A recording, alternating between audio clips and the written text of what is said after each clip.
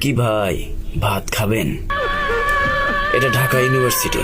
এখানে ফ্রিতে খাওয়ানোর পর আপনার উপর নির্মম অত্যাচার হবে। যদি জানতাম তাহলে কি আর খেতাম বলুন? আমার এই ভাই আমার এআই ভার্সন কথা বলবে আজ।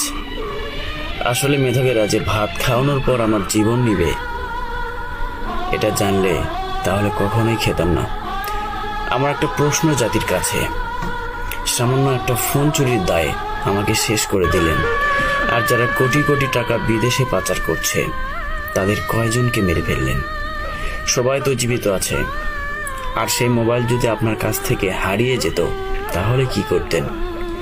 আমার মা বাবা কেউ নাই বলে আপনারা আমাকে এমন করলেন। আমি কোনো নেতার ছেলে হলে কি করতেন? পারতেন? সাহসই পেতেন না। আপনাদের মতো মেধাবীদের মেধাবী বলতেও লজ্জা লাগে। আবেগের বশে আমাকে মেরে দিয়েছেন। নিজের আবেগকেই কন্ট্রোল করতে পারেন না, আবার আপনারা মেধাবী।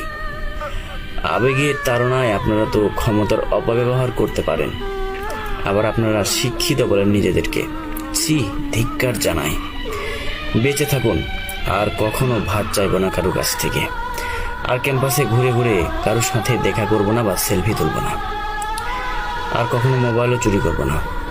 কিন্তু একটা কথা সত্য, যে নিজের মোবাইলই যত্নে রাখতে পারে না সে রাষ্ট্রের দায়িত্ব নেবে কেমনে?